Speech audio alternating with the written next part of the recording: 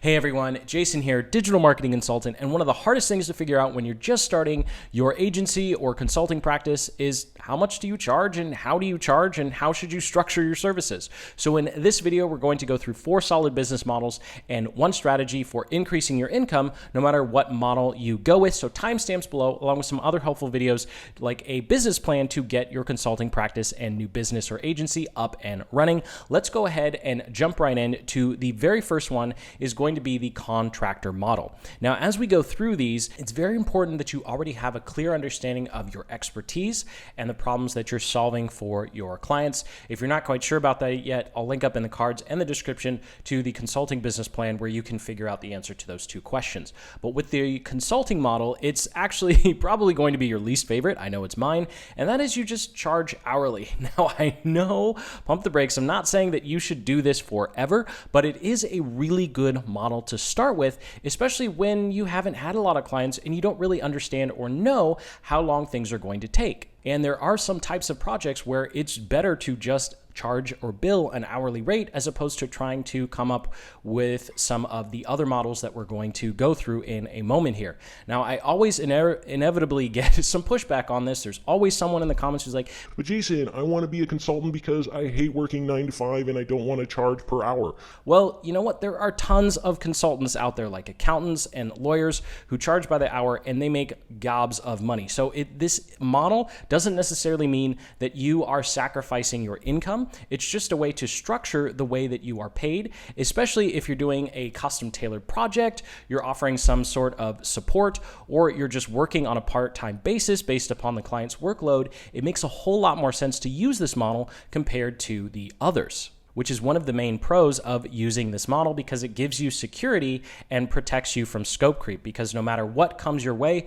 you're going to be paid for what you're doing, as opposed to some of the other models that we're going to talk about. Of course, the big con here is you're still at an hourly rate and there could be some trust issues about your billing, although you could use some software that takes screen shots of whatever you're working on if that's applicable to your type of work. Although I recommend trying not to do that, but that is something you can do, especially if you're just trying to get your first couple of clients. And of course, your income just equals your hourly rate times the number of hours you worked. You can use sites like Glassdoor or Indeed to figure out how much you should be charging per hour for whatever your service is.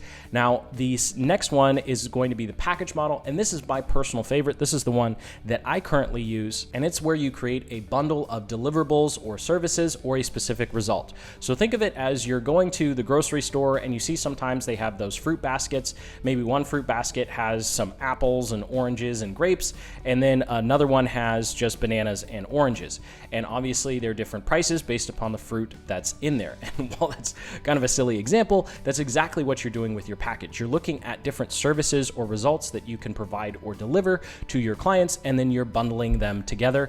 Another example here would be, let's say, social media marketing. So you could have package A that is just Facebook and Instagram, or you could offer package B that gives clients an additional 3 services. And what's important with pricing strategies for your packages is as the packages go up, the value should seem more. So it wouldn't make sense to just charge another $5 and only add Snapchat on. You want to add additional services so that the larger package looks a lot more valuable. And when it comes to what to include in your packages, there's good news because there are hundreds, if not thousands of people who've already done all of that work for you over on Fiverr.com. Now, pump the brakes. I'm not saying to go to Fiverr to find your clients, but what you can do is go to Fiverr and then look at the pro gigs. And so those are professionals in their fields, and they will already have created different packages that you can essentially learn from. I'm not saying blatantly copy, but if you can find either a pro or a normal on Fiverr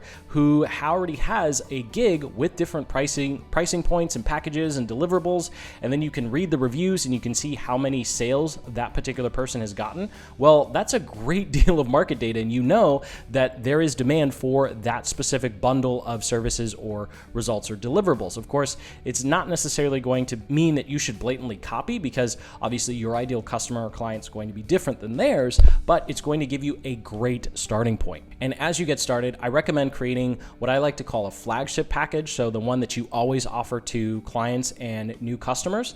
And then you can offer a light version if you get a lot of price objection and you are just starting out. You probably need that extra income, so go ahead and make a light version. And then of course offer some sort of master one for those one or two really big clients that you get lucky and they come your way. And really the main downside of this particular model, when we're looking at pros and cons, is the fact that you are charging a flat rate. So unlike the contractor model, where you're protected from scope creep or things taking longer than you thought, here you are pretty much on the hook for the deliverables and the result. And it doesn't really matter how long things take. The client has paid for a deliverable and result, not necessarily your time. Although I think as time goes on, you're going to find that this is a model that's much easier to scale, because you can start delegating some of the work to other people and growing your team and not be just a one-person show. Now, when it comes to how much to charge for your package, there is a very simple formula to follow. All you need to do is estimate the total number of hours you think it's going to take you, and then multiply that by what your hourly rate would be if you were charging hourly. And again, you can go to any sort of job boards or websites to figure out what the average going rate is for someone in your niche or industry, and then multiply it by 1.3. So you're giving yourself a 30% margin or a 30% buffer in case things take longer than you expected. Now, the next model on our list is going to be the retainer model. Now, there's a little bit of confusion about this, and there's different ways you can structure it. So I'm going to go through the way that we've wound up structuring it, and it's worked the best for us. This is not necessarily what lawyers and accountants do, where they have a monthly retainer and then they bill their hours against that retainer and it slowly drains over the month.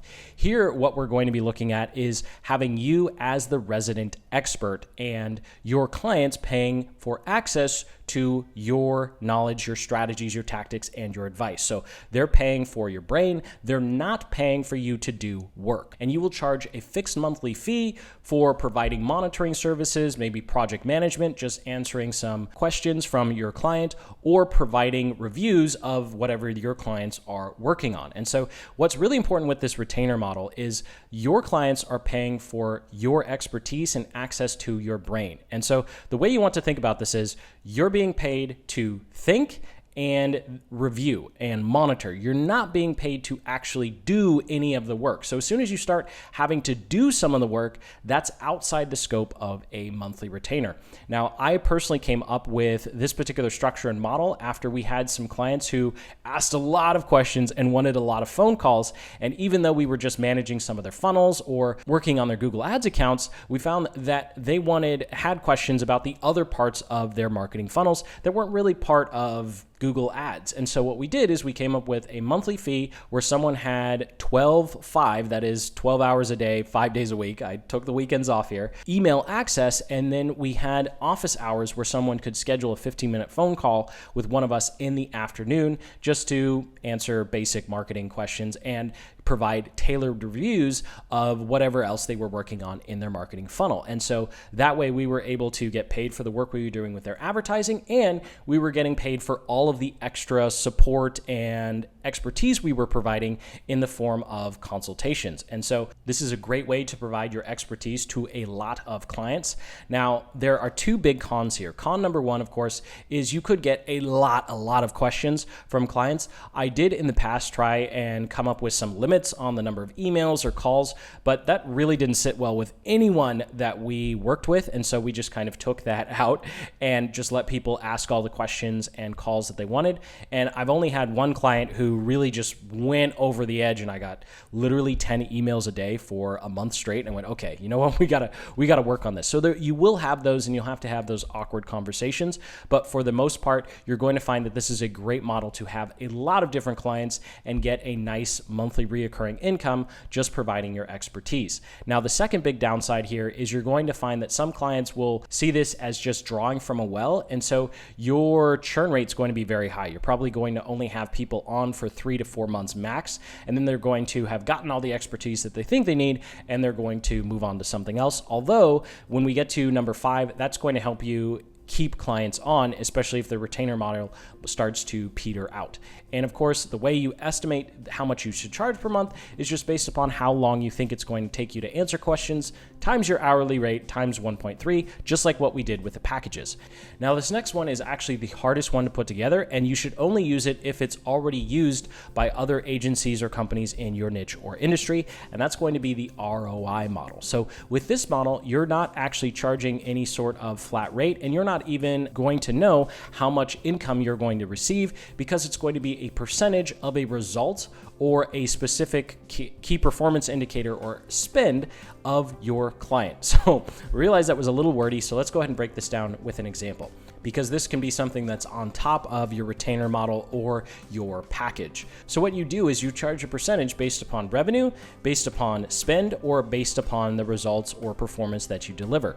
So whichever one you choose, it's very important that the number is top line when it comes to revenue, and it's a very clear key performance indicator.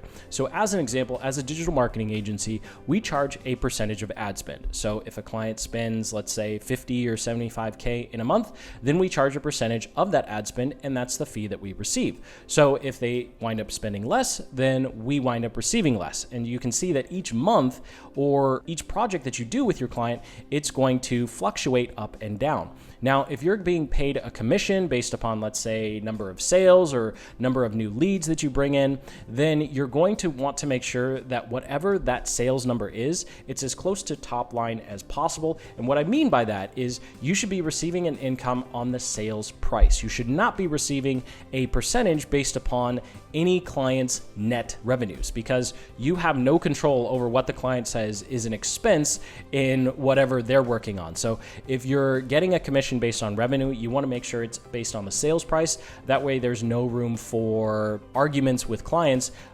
based upon what number you should be using for the commission. So the number does need to be very clear.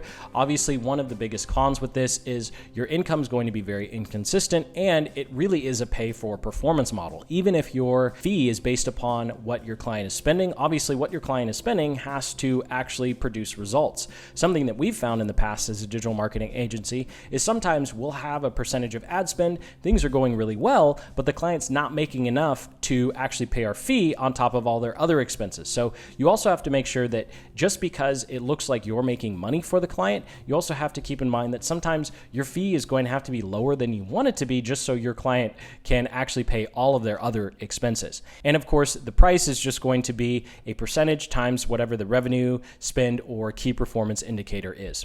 Now, this last one isn't going to be a business model, but it is a model that you can use in conjunction with one of the first four, and that is an add-on. So inevitably, you're going to be offering a package, you're going to be providing advice as a retainer, or you're just the contractor model, and you're going to see other parts of your client's business or whatever they're working on that you could be helpful in. And this is where you can offer an add-on package. And so think about it when you go to McDonald's, right? And you just say, I just want a burger, right? And then they always inevitably ask, well, do you want fries or do you want a drink? If you're one of the few people who actually doesn't just order the combo, right? And so you want to think about services you can offer that complement whatever you're already providing. So it is important that if someone has, let's say we're at McDonald's and we ordered a burger, they're never going to say, hey, do you want two? Well, no, I'm one person. I just want one burger. So you don't want to offer them the same thing over again. You want to offer them something that complements whatever you're working on. And it needs to be something that is complementary, so it doesn't feel like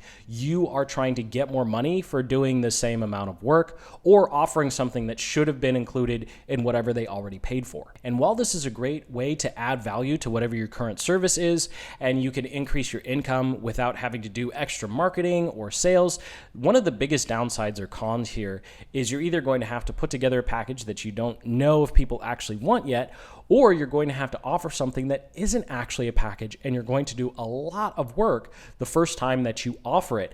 And I have found that a couple of clients that we had just wound up being really pissed off that we would have the audacity to offer another service while we were still working on a current project. And so that's something that you might run into as well. So that does it for the 4 different models and one way you can increase your income with whatever you're looking at. So now let's go ahead and take a look at how much money you could expect to make. And we'll just use the example of a digital marketing agency and how you can combine these different models to really fit whatever your client's needs are. And so these are different fee structures that we've used in the past. So first up, we have the contractor model. Setting up a new ads account takes about 25 hours. At $30 an hour, we're looking at $750. Then we have a couple of clients under our belt. We say, you know what, this is probably something that we could turn into a package. It seems like enough people are interested in having this particular type of ads account foundation set up. So we can go ahead and do our hourly rate. And we actually started with 20%. We didn't go 30%. And so 750 times 1.2. And now, instead of just charging hourly to set up the account, we are asking for a flat rate of $900. Obviously, you can go as high as 30%, but I didn't have the confidence in my skills as I do now. So I went ahead and just did 20%. Then we have the retainer model to add on top of the package. So now we have the package of setting up the ads account, and now we have a monthly consulting retainer, and we've moved in month number 1, we make about $1,200, and then in month number 2, because the package is complete, it should have 1 or 2 months to take to complete, then we have an ongoing reoccurring income of $300, probably for the next 3 to 4 months before the client finally cancels. And then let's say, we get really confident. So we have our package plus a commission of the ongoing ad spend because the client winds up staying on with us. So the first month we only make $900 because the package is just setting up the ads account. And then month number 2, we actually wind up making more money, $1,000, because we're charging 5% of the client's ad spend. And of course, the percentage of ad spend or the percentage that you choose, it will vary from client to client. And it definitely varied for us in the beginning. Some clients were higher and some clients were lower. I just went ahead and chose 5% as probably the lowest you would ever go with charging for managing any sort of ad spend.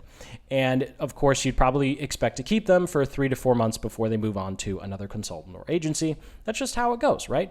And then of course we have the add-on package. So let's say we're setting up the ads account in month number 1 and we find that their conversion tracking isn't really up to par. So we could just say, hey, we noticed the conversion tracking on your site isn't working all that correctly. We think we can be really helpful in setting up some advanced conversion tracking so you have a much clearer picture of where your sales are coming from. And that's pretty much what the email said. And let's say 1 or 2 clients takes us up on that offer, then we make $1,400 in the first month. And of course, we can offer a retainer or the ROI model as a way to generate some reoccurring income. So hopefully this isn't too numberish for you, and it's just showing you how you can combine these different models and really tailor the same types of services to different clients, and you don't have to come up with a bunch of different types of services either. And here are 2 more ideas on how you can combine these different business models to generate some income up front in month number 1 and then create some sort of reoccurring income in month number 2, 3, and 4. Although on a personal note, I found it's a lot better to try and front load the income and then have a lower monthly fee that winds up being a much easier sell during the sales process. Although that's just me and my experience. So thank you so much for watching. Sincerely hope you got some value out of this video. Most importantly, you have some ideas on how to structure and package or not package your work, and of course, how much to actually charge. If you have any questions, go ahead and comment below. We do read and reply to every single one. So hit that like button, subscribe for more consulting videos just like this one, as well as videos on how to actually generate leads for your new consulting business. And until the next, keep building the business you love.